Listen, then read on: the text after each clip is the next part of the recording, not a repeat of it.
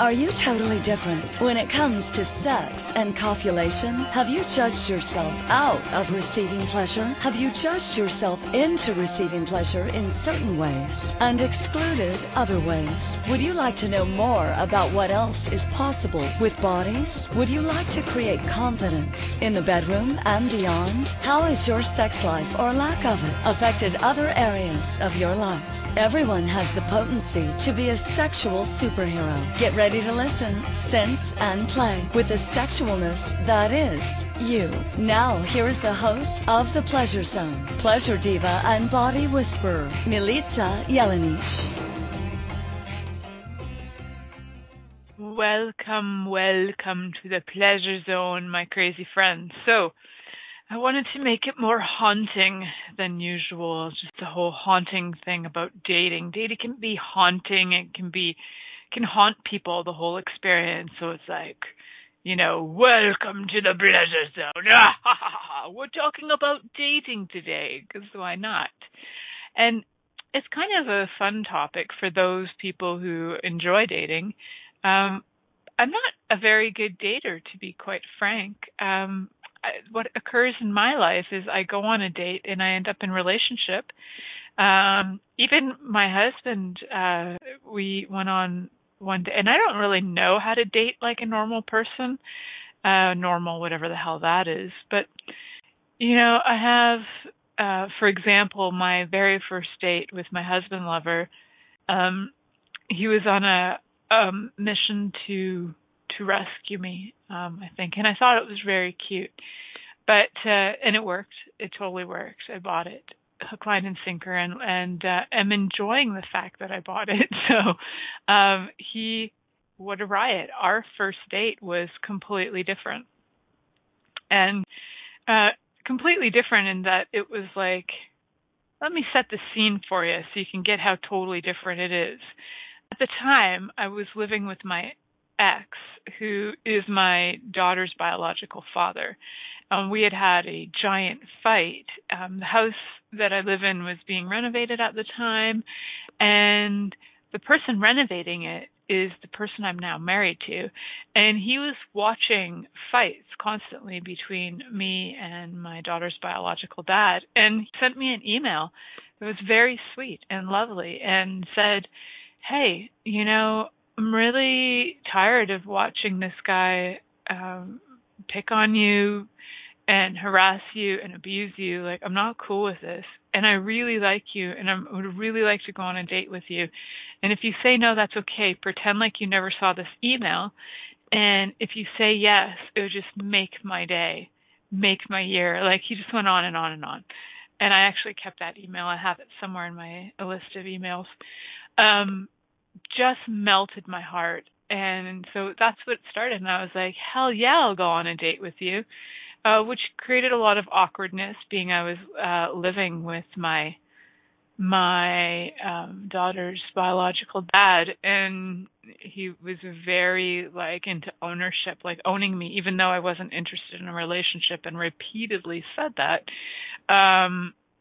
He was very much into ownership, and really grateful that there isn't that anymore. And I'm grateful for him. I'm grateful that I have my daughter, and I'm really grateful that he moved on. So, so I invited this wonderful, lovely man into my life, just by being me and having him observe, I guess, me in all my glory, sadness, and all of it.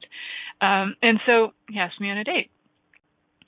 And my response was, he asked me to go out for coffee. I'm like, yeah, I don't really drink coffee often. At the time, I maybe had coffee once a year. I like the taste of coffee, but I don't really crave it. So I said, yeah, sure, we can go out, or you can just come over and we can have sex. So he showed up, and in the very same house that I am living now, that I was living with my daughter's biological dad at the time, we just had a great big romp fest, because we can, and because it's my house. So that is how my relationship with my lover husband started. It was sex on the first date, sex first, talk later. I actually really didn't know much about him other than he had gotten out of a relationship about 6 or 7 months prior to that with a woman who was sort of a friend slash client of mine. And everything I ever saw in her cards, I read tarot cards, everything I ever saw in her cards about him was like, wow, that guy's magic and lovely, and wow, I don't know, it's like, how lucky are you to be with this person? And she couldn't see it. Like, she couldn't see how lucky she was. So I stepped in like the rescuer I truly be. And I got to be with this amazing man. So these are like not normal dating rituals, really. Most people don't, most people go for a one night stand and they don't end up getting married. But I do. So I also had several other relationships that just started off with like, oh, I'll go out on a date with you. And then the next thing I knew, I was like 4 years in or 3 years in. I was like, wow, how did that happen? In my early 20s, I dated somebody who I was heading off to university, and I thought, I got like a week to go. This guy's pretty cool. I'll just hang out with him before I go to uni. Maybe get it on, whatever. I didn't really have a point of view about it, but I really like sex, so I was like willing to get it on with him. So I got it on, or sort of. I actually just kind of thought that anyway, I won't get into the long of the short of it. I was surprised that I had just had a full session of sex. I was kind of surprised because I just thought we had started, but come to find out, I'd popped his cherry. So then it was like, oh, I can't just walk away from this because this guy's really attached to me. I was aware of that, like he was really attached. And I get that I am so a man when it comes, so like what people would say is like a typical man. I'm so like a typical man when it comes to relationships. I was willing to just have sex and be like, hey, cool, have a nice life, walk away, cool, high fives to you. But that was not the case with my friends. I was with him for 3 years, and I was not kind to that person. And, so I wasn't asking a lot of questions at the time. I wasn't, I was, psychic like I've always been, but I wasn't asking a lot of questions. I wasn't really seeing where my choices would go or what choice would be the greatest to my life. So yeah, a little unawareness, went for a 3-year relationship. And the greatest news is he's actually now like engaged. I think he's getting married to somebody, and I know that's what he always really wanted, so I'm really happy for him. And yes, it was just surprising. The whole sex thing was kind of surprising. And I know that sex was like, for me, the fact that he hadn't had sex was surprising. He was a good-looking guy. He was in his early 20s. I was like, come on, there's no way that I'm popping your cherry. Like, what? I didn't know it till after the fact. And please tell people beforehand, because that's just not cool. And, okay, well, that's a side note. If you're new to relationships and you're going to get your cherry popped, just, like, let people know, hey, psst, by the way, I'm a virgin. Okay, cool. And dated a few virgins. I am a cherry popper of magnitude. It's true. And that's one of my talents. I think I can find them. Can find virgins of all ages. I have like a virgin homing beacon. So that's a side note as well. For those of you who are looking for virgins, I seem to have a virgin homing beacon. Let me know.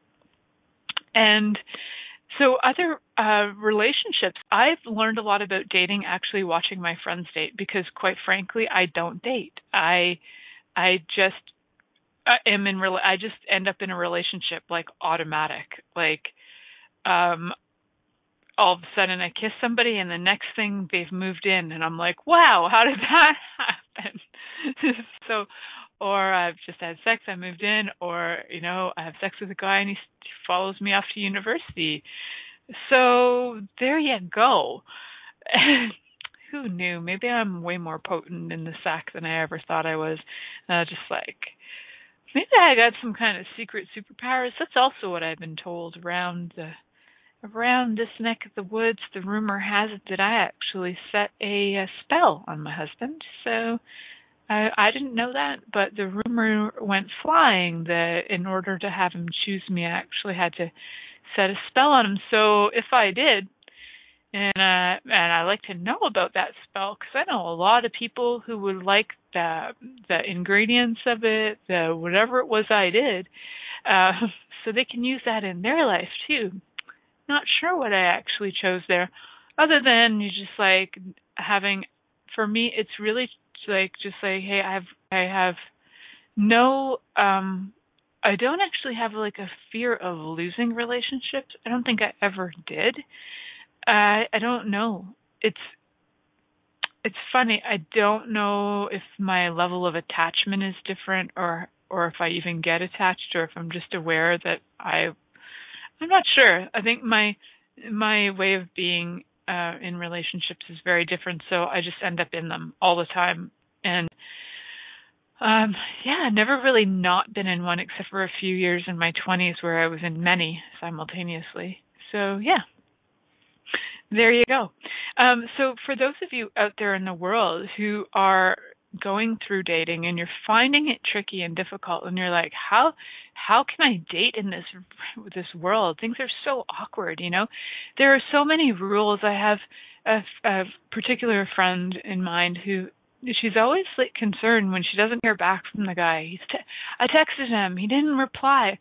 Like, there are somehow these unspoken rules that, you know, you send a text, you're supposed to hear back within hours or minutes, or send an email, or you make a call and you're supposed to hear back within a certain amount of time. You know, so I really wish you guys would all look at all the rules you've created around relationships. So every single rule that you've created around relationships, and what rituals you think have to be in place in order for it to work, will you now destroy and uncreate all of that and the rule book right now? Thanks. So right, wrong, good, bad, pot, all nine, shorts, boys, and beyond. And for all you peeps who are brand new to this station, woo, that was a good one to this show. Just know that crazy speak I just did is the access clearing statement. Clears some stuff, changes some things.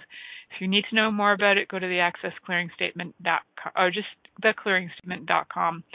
So, yeah, if you are buying that relationships and dating is supposed to look a certain way, the guy is supposed to ask you out, open the door, pay for your dinner, or the girl, like if you've even in same-sex relationships, there seems to be this, somebody is taking on the more dominant role, who's supposed to be the one inviting or stepping up to the plate and being the one who makes the choices or pays or something. It's like really silly to me. Like, can we just give up all those silly little rules and start asking, what, you know, if I could choose any kind of dating, what would I choose? And what if dating for you is something completely different than it is for any of your friends, and actually anything that you've ever chosen so far to date? So really look at that for you. What is dating for you, and how can it be fun for you? Unless, of course, you like it to be miserable, unappealing, and tragic, then choose that. I'm not saying you have to choose fun. No, you can choose whatever you like, definitely. And if you are looking to choose fun, start asking that. What can I choose that would allow me to have way more fun in this whole dating sphere than I ever imagined? And anything that doesn't allow that, destroy and uncreate it all as well. Right, wrong, good, bad, pot on that, shorts, boys, and beyond. Did you actually know that dating could be fun? Did you know that? Like, did you know that it doesn't have to be stressful, and like, you don't have to be sitting there waiting for the call? Is the person going to like me? What if they could, you know, and for those of you out there too who think that every single person is going to be a mind reader, that they should just know that they're supposed to call you. Guys, that is a load of crock of poo that is so big and smelly that it's bad. It's just gone rank and rotten. So, and my nose is now dripping as I'm talking about rank, rotten poo. Just letting you know, you can really choose something that's totally different. And you don't have to choose dating in a way that is everybody else's way. So I'd like you guys to play with that as we go to break. Play with what in my wildest imagination would I choose for me for dating? Cool. Go play with that. And we're going to head off to a commercial break. Many of us have created a lot of limitations around sex and what we are willing to choose. What else is possible beyond what we have already seen, heard, or thought of? What if now is the time for a totally different sexual revolution, taking the taboo out of all aspects of sex, sexuality, and copulation by tuning in to the Pleasure Zone radio show with body whisperer Milica Jelenic. You'll receive tools, inspiration, and a foundation to allow yourself to receive more in your sex life and quite possibly other areas of your life as well. Listen for the Pleasure Zone with Milica every Monday at 8 p.m. Eastern Time, 7 p.m. Central Time, 6 p.m. Mountain Time, and 5 p.m. Pacific Time on InspiredChoicesNetwork.com. What if there's nothing wrong with you? What if you're far greater than you've ever given yourself credit for?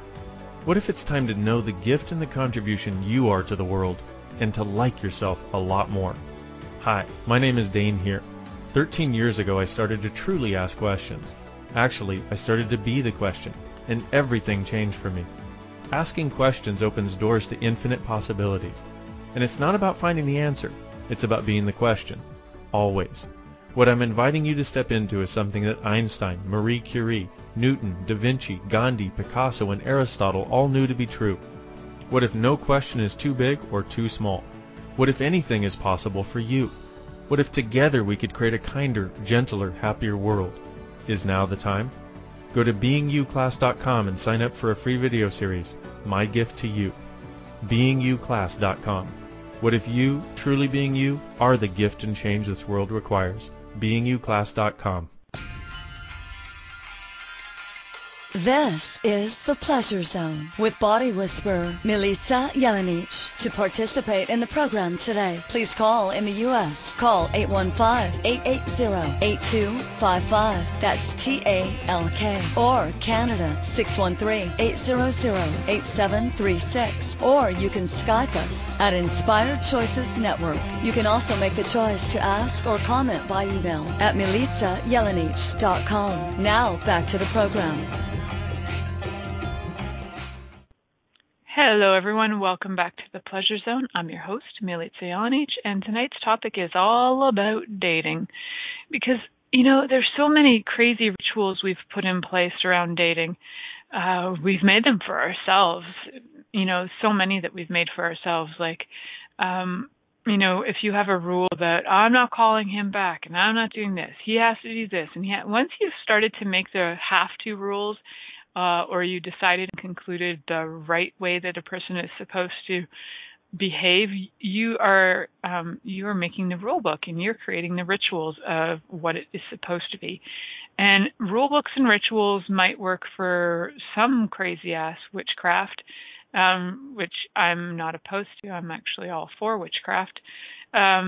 However, what if you are magic and don't even require those crazy-ass spell books and rituals? You can just be total magic. Yep, you can. So even in dating, in the dating sphere, you can choose to be total magic. And by being total magic in dating, means that you really are willing to, say, for example, not by other people's points of view, but you're especially that, because if somebody says to you, well, they should do this and they should call you and they should have done this for you, well, and you start buying that as real and true, that's just creating a pile of crap. So where can you be magic is that you can start to play in a totally different sphere. Like if you had a giant swimming pool of your own, and in that swimming pool you could have anybody come and play, and the rules could be clothes or no clothes, or everybody has to wear strawberries on their nipples, like whatever the rules are that, whatever it is that you're inviting people to, there may be no rules. It might be like, hey, this is a free for all. And the other pool has, you have to wear a burkini and you also have to wear this and you have to wear that. Like, what's going to be more inviting? The pool where there's like free flow, no rules, and you can even wear berries on your nipples, or the pool where it's like you have to wear their burkini and you also have to wear 50 SPF sunscreen, and you also have to do this, and there's no talking and definitely no touching. Like, those rules, if I was invited to a party and I was told those rules, I'd be like, I'm not coming to your party because that is so completely the opposite of fun to me. But if I was invited to a party and it's like, we actually are not sure what's going to go down here, bring your bathing suit if you like. There is a pool. You might want to go in it or not. And also, there's a whole bunch of other things we don't even know about because we haven't even lifted the lids off of it yet. You want to come? Yeah, that's the one I'm going to. I'm going to the one that that creates more curiosity for me. And so in dating, I would choose the one that has no rules over the one that has rules. It would be so much more fun. And the most hilarious part is I have been the person who has created the rules, and I've done it purposefully, hoping, begging, pleading the universe to have a person walk away from me. And I know that when I'm truly being me, I'm actually rule free.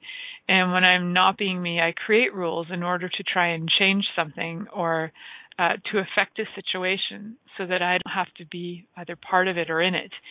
So yeah, if you happen to be around me and I'm creating rules, you know that I probably am not interested in being there. Okay. So, yes, the greatest question, are you willing to date and have no rules? No rules for you and no rules for the other person. They have to do this. Why aren't they doing this? They've created separation because they're not calling me. No, none of that's true. What's true is you're the only one that creates separation by creating it, by saying that, by even acknowledging that it's a possibility. Everything is communion. Everything is connected at all times. So, even if somebody doesn't call you, cool. If you are aware and sense and you're aware that they are interested in you or connected to you, then stop making things significant, like when they call, how they behave. They should do this. They should do that. Please don't do that to people. It's actually quite abusive. It's unattractive and not fun to be told you have to behave a certain way or that any of that. I would just be so freaking frustrated with a person who maybe said to me, well, you need to take me out. We've been dating. You need to take me out. I need to meet your family. I need to blah, blah, blah. To be quite honest, I am, with my lover husband, he has a brother that I've never met. And he only lives 2-hour drive from us. And he has 9 nieces and nephews that I've never met. Sister-in-law, never met her. There's lots of his family I've never met. There's lots of my family he's never met. I've actually never met even one. Well, we have two mutual friends, but other than that, I've never met my husband's friends that he's had for years. And some people would make that really significant, but what I'm saying is it's not to me. And if it was, then that would create an issue. And if you are making it significant, are you creating significance in order to create change? And is it actually creating the change you desire?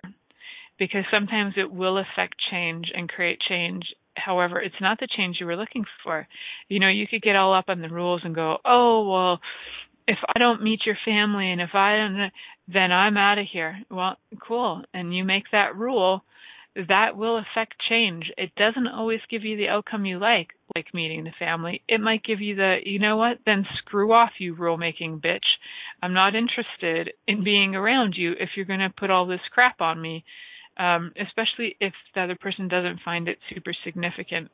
And what if dating could be totally insignificant? We make it so important. And you go on a date and you're supposed to be sitting there and learning about a person, asking some key questions. They actually have so many rules for dating out there right now that it's daunting. I tell you, it's daunting. throw out the rule book, throw out the questions. What if you are so totally aware in the moment that you could ask any question that actually leads to a conversation that would be more fun than following the list of, so what do you do for a living? Do you have any brothers and sisters? Are your parents alive or dead? Where do you live? What's your occupation? Where have you traveled? I ask other questions. I'm like, hey, have you ever watched this puppet show? Or, hey, have you ever stuck wasabi up your nose? Like, I will ask questions that nobody else will ask, because you know what? It's definitely going to create a different conversation. Eventually, if you stick around long enough, you'll find out if the person has brothers and sisters, has an occupation. You'll find out. But are you willing to be fun? Because, man, significance and the significant questions, they can be so boring. But if somebody were to ask me, hey, can you, I'm going to give you a question right now. Do you like Electric Blue, and can you do me a 5-stanza poem about it right now? I'd be like, shit, that's awesome. Let me see what I come up with. Instead of, so, do you have a brother? What's his name? Do you have any nieces and nephews? What are their names? It's like, oh my God. That kind of stuff is great if you're in it together for a long time and you're looking for something to talk about. But bring you and bring your fun to the table, because really, I don't know, that seems to have consistently worked for me. And I've literally never been out of a relationship. And I just, I throw it on literally throw all of it out on the table at once. We talk a lot about vulnerability in Access Consciousness, and I literally be that. Like, I will barriers down the whole thing and be as weird or bring out my crazy ass humor on the first date, because you know what, it's easier to bring all of you out on the first date and not hide any of you than it is to me anyway, than it is to try and be proper and then all of a sudden your crazy side comes out. And they're like, well, I thought you were really proper. And then you've kind of duped them into a relationship.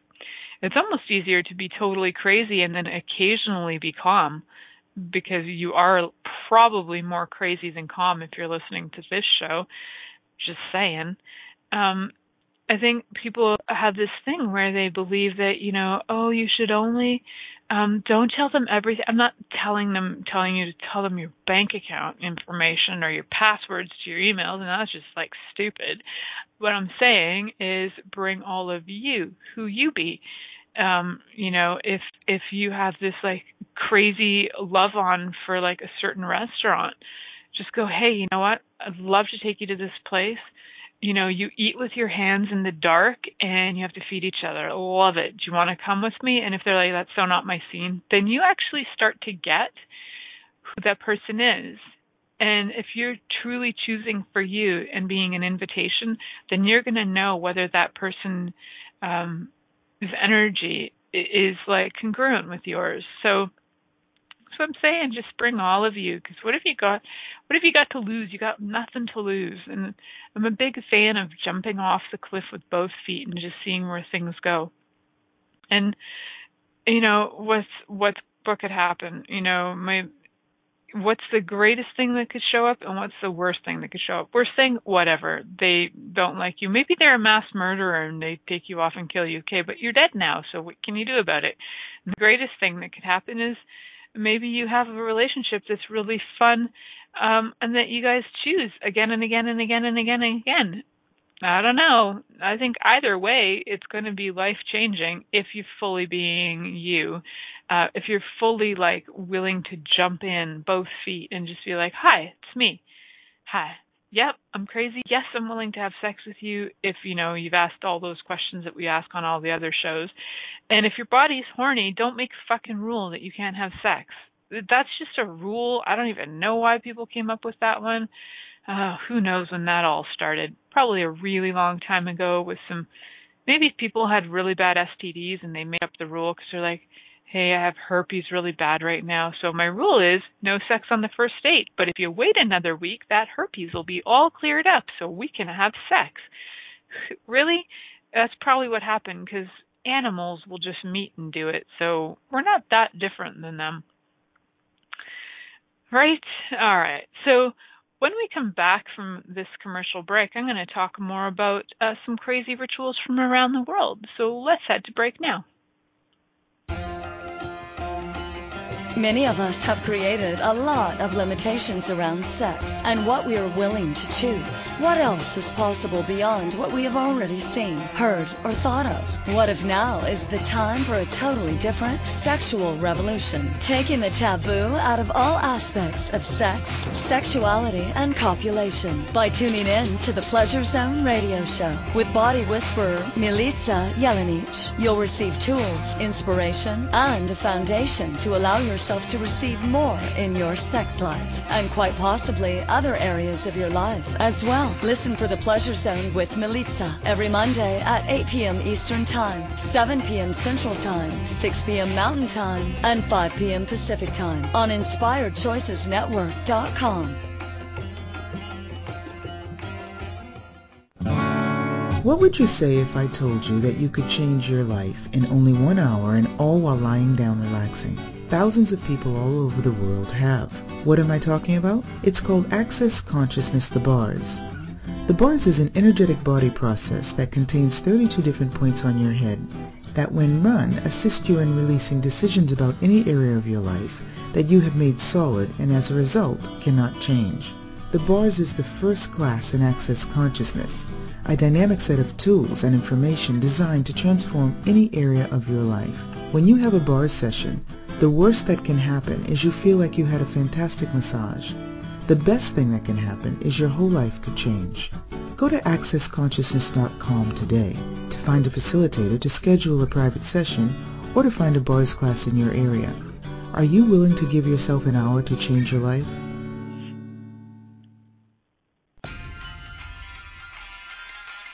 This is the Pleasure Zone with body whisperer Milica Jelenic. To participate in the program today, please call in the U.S. Call 815-880-8255. That's TALK. Or Canada 613-800-8736. Or you can Skype us at Inspired Choices Network. You can also make the choice to ask or comment by email at milicajelenic.com. Now back to the program. Hello, everyone. Welcome back to the Pleasure Zone. Before I get into this next segment of the show, I'd love for you guys to check out my website if you have a minute. After the show would be great. You can go to milicajelenic.com. That's MILICAJELENIC.com. I've got lots of great things going on. I've got lots of classes happening every month. I've got 1 or 2 classes, Access Bars, Access Energetic Facelift. And I've got a few other ones coming up in the summer that I will have posted on my website in the next week or so. And I'm also hosting a fantabulous class June 2nd, 3rd, and 4th in my town of Madoc. I've got a 3-day body class with the fabulous certified facilitator of Access Consciousness Body, 3-day body class facilitator, Juna Guter. And we are having a very fun party class. What else can we call it? I've arranged actually to have a wine tasting tour, barbecue potluck, and some people are coming earlier. We're going to do some horseback riding, just all together, like super fun invitation for bodies to come and play with each other, and you know, you get to lie on massage tables and get energy work for 3 days and gift it and receive it, and how fun is that? And then you get to hang out with great people and have conversations and drink wine and nod if you don't want to and have great food. And so excited for this event. And so, yeah, if you'd like to come, I invite you. There are some classes if you haven't taken the prerequisites, but you still have time to get those in. So go to the accessconsciousness.com website and look up Juna Guter, JUNAGUETTER, and you will find her under the facilitators, and you'll find that class there too. All right, so on to dating.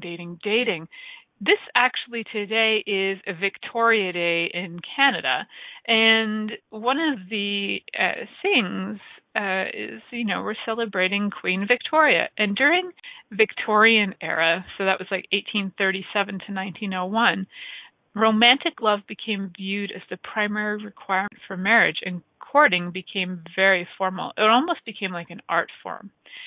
Gentlemen couldn't just walk up to a lady and begin a conversation. No. They had to be introduced.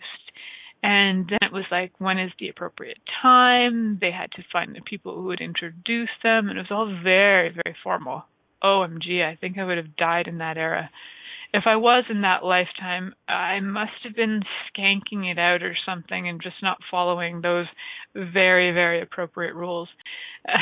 So once they'd been formally introduced, they could be escorted. Sometimes they would have somebody with them to make sure that there wouldn't be any hanky-panky going on. And she could receive his card, so she was allowed to go calling on him. And if they were really lucky, they could even walk together, but they would always be escorted. So lots of times, the funny thing about the Victorian era is that, just prior to that, like in the late 1700s and early mid-1700s in France, there was so much debauchery going on. Like it was just a given, kind of like it's an unspoken thing about the French having multiple partners. It was kind of like an unspoken thing in France. Everybody throughout Europe just was aware that the French were like having affairs left, right, and center. So who needed to date in France when you could go to an elite party, be invited to an elite party, and you were probably going to end up having sex with somebody's husband, somebody that was pretty easy to come by. So it's funny how the Victorian era became so, excuse me as I burp, so proper. So, the lucky guy. So if the girl was asked out on a date or whatever to court, they were courting each other. If she agreed, and then maybe if he was lucky, he could escort her home. But God forbid, he'd probably only get to kiss her hand on the second date, maybe. I don't know. It's funny because everybody was watching everything about the relationship. So they would sometimes secretly see each other, but that's only if they really, really liked each other, because most relationships then had prearranged marriages. So some of the other funny ones from around the world, there's some courtship customs. There's really fun ones, like the Nordic countries have a courtship custom that involves knives. In Finland, when a girl comes of age, her father will let it be known that she's available for marriage, and the girl would wear an empty sheath attached to her girdle.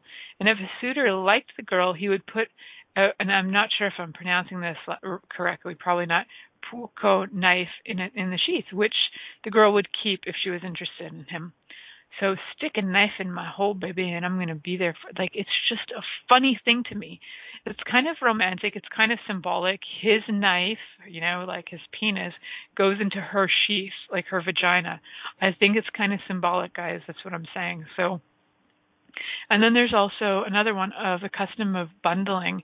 16th century Europe and America followed courting couples to share a bed fully clothed, and often would use a bundling board between them or a bolster covered to tie the girl's legs. The idea was to allow the couple to talk and get to know each other, but in a safe, warm confines of the girl's house. So it's kind of what even the Mennonites were doing that even within the last century, and I don't know if they still do, but they would have beds that would have a separation board in between them. And I remember watching this thing about that when I was younger, because it seemed so violent to me that you would have this, there was like more to it, and I don't know all the details right now. I can't remember them all, but there was also something about the board seemed just so like ugh. Anyway, so that was, and I remember asking my mom, why would they do that? Like, why would they have to have this thing? And she was saying, like, because at the time, you might have traveled for a day to go visit somebody, and there could be snowstorms that came in, so you'd have to stay. And you might have to sleep with the person that you were going to marry, but it was also against the rules too. So they had this board that would go in between the bed that was supposed to stop them from doing each other, which I don't know about you, but I've done it up against walls on tables. The bed has never been a must place, so maybe those people got a little creative too. So maybe the bundling things weren't working so much. And in the 17th century Wales, they would give out ornately carved spoons known as love spoons. They were traditionally made from a single piece of wood by a suitor to show his affection to his loved one. And the carvings would have various meanings, like if you got an anchor, it would mean that you desire to settle down, or if you got a vine, it means that the love is growing. So very cute. I guess you would have to know all the symbols and hope you didn't get one that was like, I'm giving you this thing to let you know that I'm going to give you poison after the first year of our marriage, and it's a bottle of poison with a skull and crossbones. So I don't know that they gave those out. I don't think they did, but you never know. If you ever find one lying around and you're like, what is this spoon that's wood? It's got a skull and crossbones. That's, an unusual dating spoon, but yes. Who knows? It could be possible.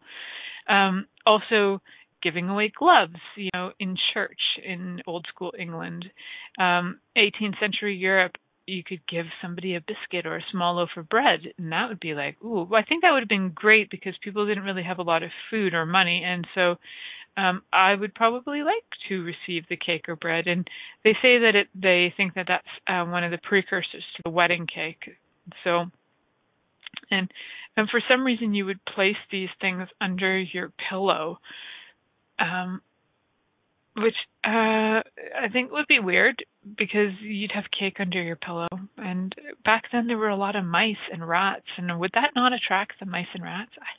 I have a lot of points of view about mice and rats, and I just would not feel comfortable having them running across my head trying to find cake under my pillow, just for the sake of dating. So, yeah, interesting, right? And some of the other ones, which I really like, I like this story because it actually has to do with the original honeymoon.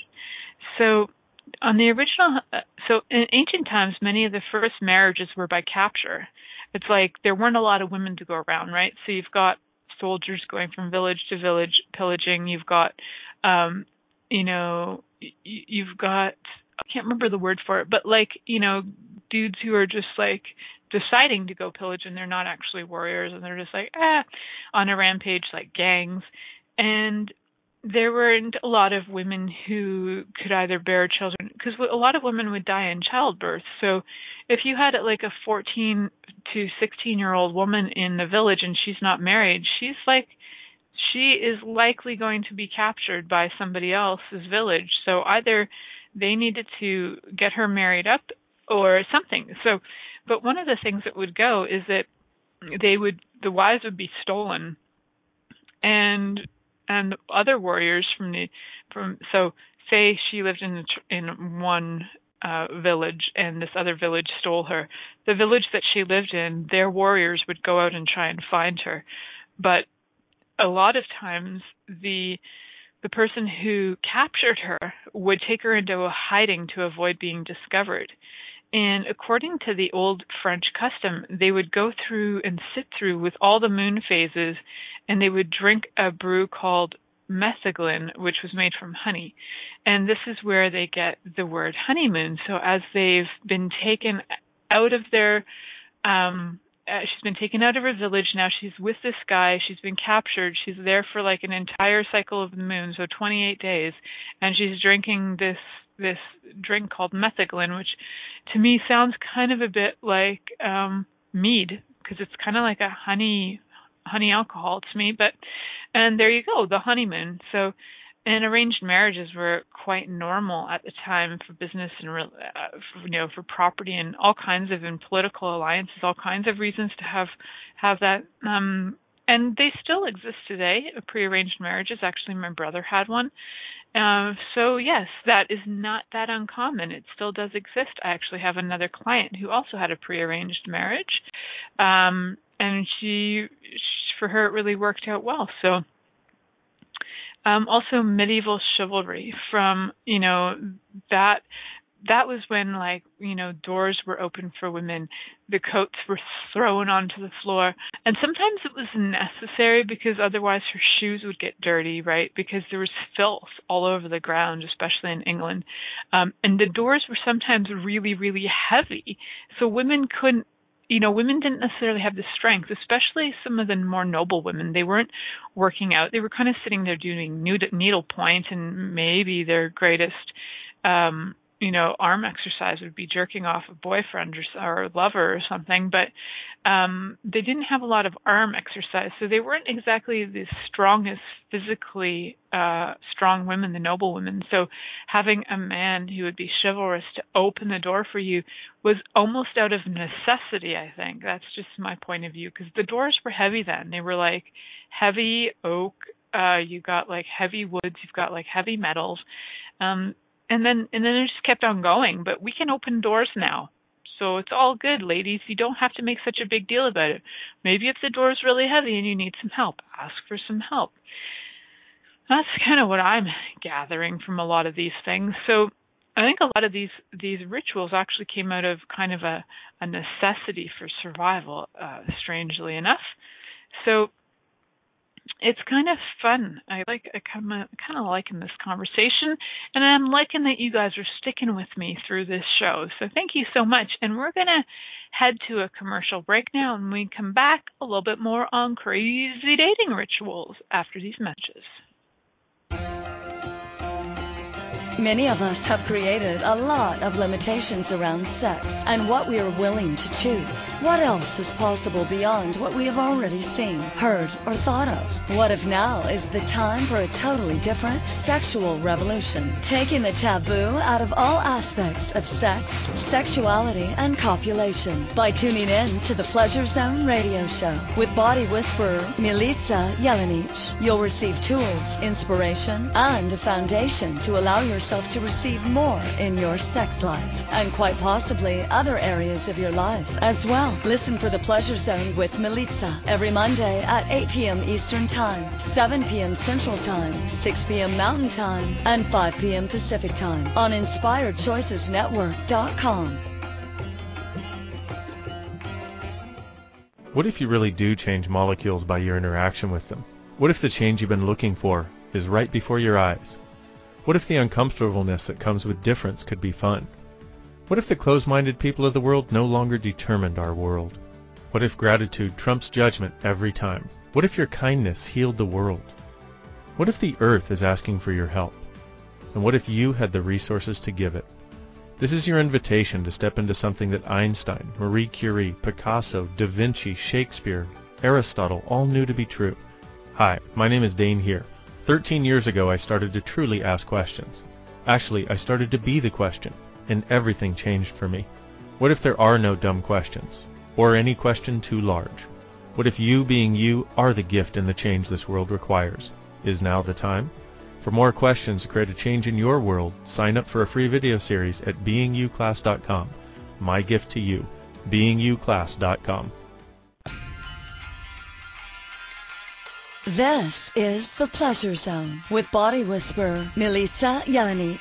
To participate in the program today, please call in the U.S. Call 815-880-8255. That's TALK. Or Canada 613-800-8736. Or you can Skype us at Inspired Choices Network. You can also make the choice to ask or comment by email at milicajelenic.com. Now back to the program. Hello, everyone. Welcome back to the Pleasure Zone. I'm your host, Milica Jelenic. Before we went to break, I was telling you guys about how back in the day, a lot of times in ancient times, women were actually stolen out of their villages as a way to actually have relationships. And that was not just ancient times. There's actually a place in the Bhutan. It's called Bhutan, and they have something called night hunting. And this is where the young guys will go up into the girl's room in the dead of night, and if they're lucky, they won't be shot by the father. And the actual ritual is called Bomena. And night hunting started in the eastern areas of Bhutan, and it involved a man who would sneak up into the girl's room and spend the night there. But if he was caught, he'd either have to marry the girl or work it off in the girl's family's fields. So the crazy thing is that ritual still does go on, and they've done a few things to change it. So they've created some laws so that women could actually have some protection, because people were impregnating them and then taken off, which happens all the time in this country. But I guess it's quite alarming to have somebody run into your room, impregnate you, and then leave, and have that be like a normal thing. To me, it sounds like it borders on rape, but that's just my opinion. There's a lot of rituals that have involved fighting, fighting for women's love. And some of them are like they will bleed to the death. There's a Balinese village, Tenganan, where the guys will actually hit each other with a plant that is very thorny, and then then the girls get to watch. I guess they get to choose their fighter after that. And matchmaking, like I was saying, prearranged marriages have been around for a really long time, and the Japanese still are quite avid users of the practice. There is a practice that they have where they use like a person in between that will find you a mate. So that is something that they are quite well known for, because they go through all kinds of questionnaires to get cross-examined to ensure that they're well suited for each other. So that works, and for some people it works really, really well. So even actually major corporations like Mitsubishi have this, and it's called omyai, and it helps their employees find a marriage partner. So it's quite well respected in Japan to still do that.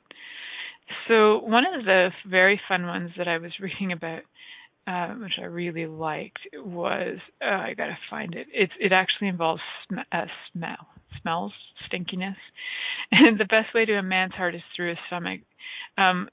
Is how this starts out. And for women, it must be the nose, because according to some very innovative Lotharios, there are some European men and a few others in different parts of the world would wear handkerchiefs under their armpits before attending a dance. And afterwards, the man would use his sweat-scented hanky to wipe the perspiration off of his lover's face.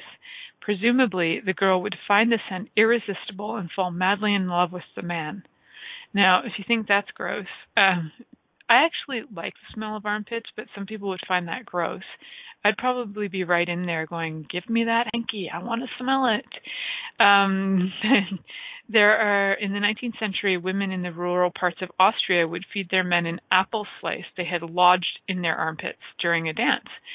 So even the royal folks could not resist the allure of the other sex's scent as they, even the nobles would do it, and they'd fall in love with the owner of this sweaty armpit piece of apple.